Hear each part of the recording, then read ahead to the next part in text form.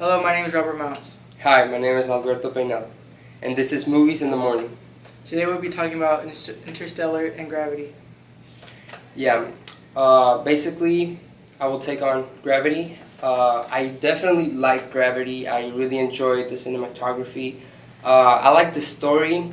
A couple of things that I feel they were unnecessary, as to say, was how short it was, and like for me, it needed to have more length, mainly. I believe that the cinematography, for example, the setting was perfect. I do really like the setting. The graphics were great. The graphics were really good. It was, since Sandra Bullock had to be inside the suit, that was actually edited. Like when their facial movements and like the body movements as well, those were edited. They weren't actually just them. They had to actually go through a process with their computers and editing to be able to get those movements and stuff. And sometimes if you pay close attention, you can see kind of how animated they both look, both Sandra Bullock and George Clooney. However, I do find it a little bit bothering for me that the director didn't give it enough time to develop the story. Yeah, it was too short. I feel like the drama that he threw in there, for example, Sandra Bullock being alone and her having to go through her daughter's death. I believe that that's something that it should be more added on to. For example, for me, I think that it was her daughter's death could have been something that the audience could have felt for, develop more emotions towards the character. However, I don't think that happened because it was too short. Well, my part on Gravity, I liked it. The graphics were great. The space, I watching the movie felt like I was actually in space. It kind of, to generalize it, kind of scared me of going out to space if we ever have the luxury of going out to space. But like you said, like the shortness of the movie kind of depicted the characters, and like in Interstellar, like the main character and his daughter both are, science. Like they both support NASA. They both are interested in space. But in that time, what the director I thought was really smart of him was that he put NASA as a rogue, I guess you can say, organization. How everybody was just worried about staying alive on Earth and how the Earth was dying, and they had all these dust storms. And the director put us into that point where we first got to know Matthew McConaughey's character and his daughters, and how close they were, and how she had a fight at school because somebody else didn't believe that NASA was really real, and the moon landings weren't real. So I thought it was really good of the director, unlike Gravity's director, where the relationship between the audience and the character was really strong. To me, I think that for Interstellar, I think many people can relate to it, even though their parents might not be astronauts. Yeah. I feel that it would be something, for example, you have your dad going to work, going to war, they could be going to have more fun for themselves. And I think that could be relatable to more people rather than just being an astronaut or just for Gravity, like the contrast there. I would think that definitely Interstellar nailed it with the drama, nailed it with developing the story between the characters. I think that was really brilliant from the director. So another aspect that I wanted to talk about was the realization of the science behind the movies. I thought Gravity did a great job of, the space station that they were on, the ISS, was really, how do I say this? It was really well. The graphics were really well, yes, but how the ISS got blown away, all different pieces, and it was eventually going to go around in orbit. Yeah. And they knew that, and so they had to embrace for that, even before, right after it happened. And then Interstellar, I've watched a couple of other reviews saying that Interstellar did a moderate skill level for the science behind it. I mean, yes, they use relativity and how as long as he is away from space, it could be maybe a month. It's going to be 20, 40 years on Earth because of relativity. Yeah, of how like time changes the further you go away, and how the wormhole. I mean, the wormholes do exist. The thing that they travel through, and that is true. What they said about how wormholes are not a thing that happens out of nowhere. Somebody has to place it there. So I think the science behind it was okay, but Gravity did an excellent job with the science behind it. The science behind it. I think that Gravity, regarding science and how realistic it is, I see that. I see how that might happen. I see how some disaster or inconvenience like that could happen in space. What I do like about the reality aspect of Gravity is that there's a shot, and I don't know if you noticed it, but when Sandra Bullock, which is Ryan Stone, when she's out there fixing the circuits and everything, all that stuff from the space the shuttle. What I like about that is that when the rocks start kicking in and they start just destroying everything, the asteroids and stuff. What I like about that is that when she flies off, there's a camera angle that is from the inside of the spacesuit, and I really enjoyed how the director did that, because you get to see how the person is feeling from the inside. Yeah. Also, even if when Sandra Bullock breathes and everything, you can see the glass from her helmet just fogging and stuff at that. There was really the little details, really little details like that. They really make a difference onto the movie's visual appearance and stuff. And I don't know, I really like that camera angle, and I think it's pretty realistic. Going back to the topic, I think it's pretty realistic how something like that can happen. Not everything can be predicted. For example, earthquakes, there's no way you can predict that. Sometimes you never know if you're up there in space as an astronaut and a disaster can happen. So I think it was really entertaining to see that. We talked about the directors and what we thought that they did bad. What do you think that, I mean, I said some stuff about how they were doing good. What other things you did too, but what other things do you think he did good with, say, the storyline? The storyline. Regarding the storyline, while they're in space, I like it. I really think the director followed through with everything. I like how everything was chronological most of the time. It was just follow-up, they were just in space. And I thought that was really cool. I wish he could have given more background onto the characters. But I do like it. I do like how there's even a little twist in there on the story. I did not expect that. And this is a spoiler alert if you haven't seen Gravity, but when George Clooney dies, I really enjoyed the fact that they bring him back. Yeah. I thought that was crazy because he's a veteran astronaut. He's on his last mission, and after this mission, that's it. That he's just waiting to collect that paycheck for retirement. Well, I think we should watch that clip right now. Just close your eyes and tune out everybody. There's nobody up here that can hurt you. It's safe. And what's the point of going on? What's the point of living?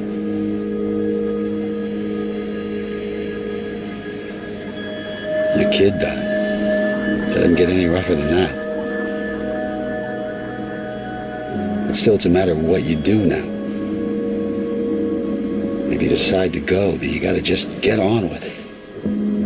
Sit back, enjoy the ride. You gotta plant both your feet on the ground and start living life. How did you get here? I'm telling you, it's a hell of a story.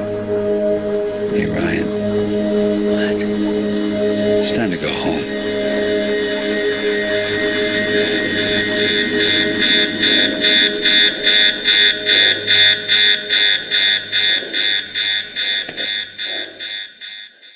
Wow, that was amazing.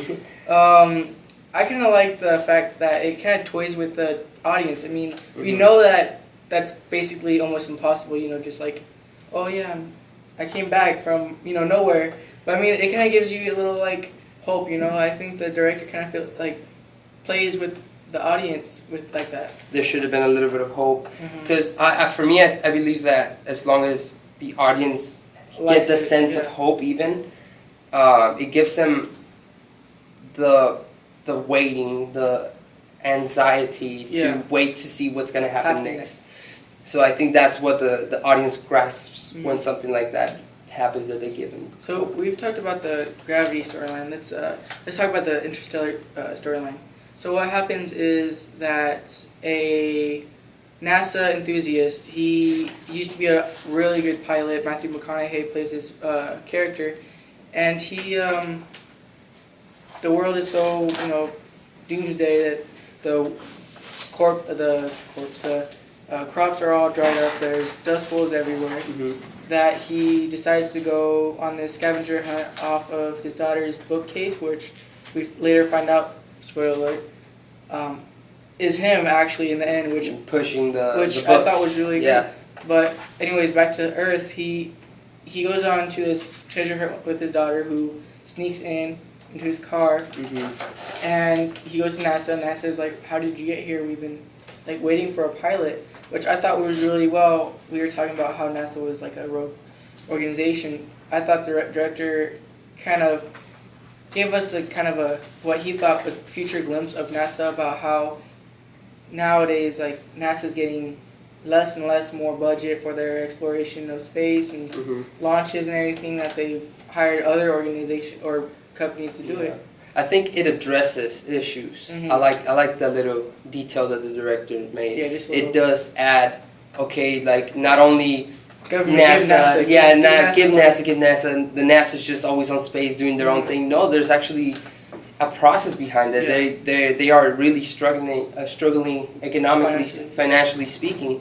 They are having issues and cutbacks with money. So the finance for it is not there. They don't have the money to back up their plans. So I think that was really good to address something like that, because in case something like that happens, as in like the world's just dying, because it will. I mean, I personally will, that eventually this world would die, and our legacy as humans should be that we should move onto expanding our horizons, meaning that we should get out there more often. Give money to NASA to explore. So, again, to the storyline of Interstellar is that he goes on this mission with NASA to go into a wormhole that somebody put there and go see Earth-like planets. So they go on this mission. There's a planet that has huge waves. Oh, I love that. That was definitely one of my favorite scenes ever. I don't know if we could play it. I think we could play it.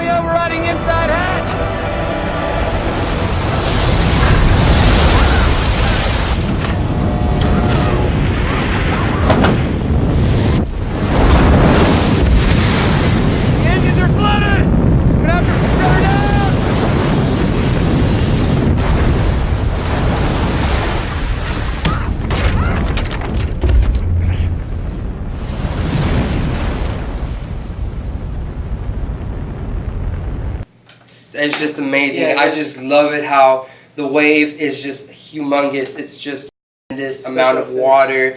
I even like how they designed the spaceship. The spaceship is not just your ordinary rocket. It's actually more detailed.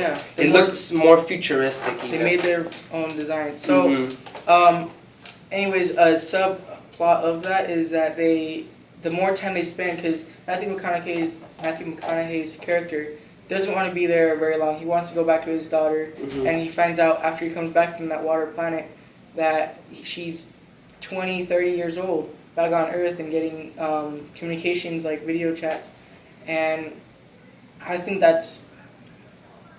think it kind of hurt the audience. I mean, that's the reason why I think the director did such a good job with finding a relationship with the audience and the character. I mean, Matthew McConaughey, yes, he's good looking and all the girls like that, but having a daughter with that, and that kind of like even brings the male gender into the whole, like, oh, I feel really bad for him, you know, I really want him to get back, but, you know, space is just, I think, again, another aspect we should be talking about is the negativity aspects of what these movies have, you know, put onto the space exploration. Basically, the optimistic view of it, in a sense. How, and if it's the optimistic view, it should be that it's incredible that we are able, or we could be able, to do explorations to that extent. However, the pessimistic point of view behind it, it will be that it's too many things that you're going to lose in exchange for us to expand time, money, even lives. Yeah, your lives. Somebody could die. It's a very dangerous mission. And I think that it's a very, very lonely, it makes you feel lonely, it makes you feel sad, because to a certain point, all the communication that he has is through a screen with his daughter, and that's only to a certain range from Earth. Yeah. After a while, it just cuts off, and he stops hearing from her for a while. You know, I think that was really something that gave the audience like that grasp of just emotion. Yeah. Also, McConaughey's acting, it was just so great. It was too. the crying scenes, like he just bawling everything. It was insane. I think both of these movies are great movies. I believe that I would, you know, recommend them to somebody to watch, especially the people that kind of get scared of, you know, leaving Earth or something like that. I mean, yes, they probably scare me more, but I don't know. It gives you kind of a real life, and that's the whole reason why we have so many scientists and so many mathematicians at NASA to kind of, you know, help NASA not make those mistakes and having that actual things in the movies happen, like the ISS crashing, or even, you know, I mean, that scientists can't help Matthew McConaughey's character, but his willingness to go, leaving his daughter, kind of. It shows. It shows. It shows, and it gives the audience that feeling of why, or how is it possible that he could just leave his daughter and go on to something like that. I do think that story-wise, the length of it's almost 2 hours and 31 minute movie. Which was a long movie. It's a really lengthy movie. But what's good about that is you get to develop the story. You get to enjoy what's of the why, when, and how. And how. And in contrast to that, it will be Gravity. It wasn't not much of a lengthy movie, and you don't really hear more about Sandra or Ryan Stone's daughter. Yeah. Like, you don't hear about it. They don't even show images. She just basically tells them, oh yeah, she died. Like, yeah, that's it. You know, which is, I think, it should be. It was kind of wrong to not show that. I mean, it should have been more developed, but Interstellar definitely hits the home run. Okay, so this is the end of our review. So thank you very much for listening, and once again, I'm Albert. I'm Robert. And thank you.